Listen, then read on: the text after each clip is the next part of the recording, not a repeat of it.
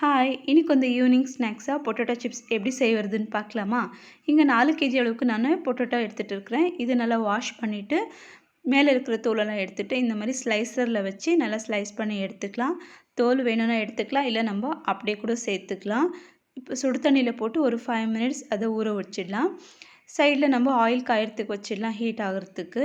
எதுக்கு நம்ம சுடு தண்ணியில் போடுறோன்னா அது நல்லா கிறிஸ்பியாகவும் இருக்கும் சாப்பிட்றதுக்கு. அதுக்கப்புறம் சீக்கிரம் ஆகிடும். ஆயிலில் போட்டு ஃப்ரை பண்ணும்போது நம்மளுக்கு ரொம்ப நேரம் பிடிக்காது.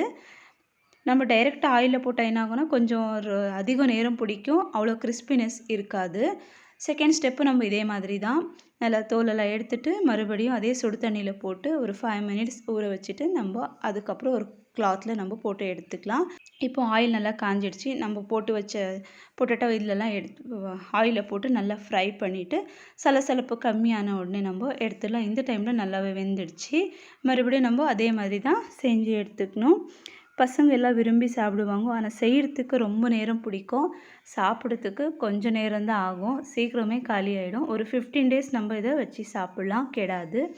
நல்லா இப்போ ஆறிடுச்சு. இந்த டைமில் உப்பு காரம் சேர்த்துட்டு நல்லா ஒரு மிக்ஸ் பண்ணிவிட்டு ஒரு பாக்ஸில் போட்டு நம்ம ஸ்டோர் பண்ணி வச்சிட்டோம்னா சாப்பிடலாம் எப்போ வேணாலும். நம்ம இந்த வீடியோ பிடிச்சிருந்தால் மறக்காமல் சப்ஸ்கிரைப் பண்ணுங்கள், லைக் பண்ணுங்கள். அடுத்த வீடியோவில் பார்க்கலாம். ஓகே, பாய்.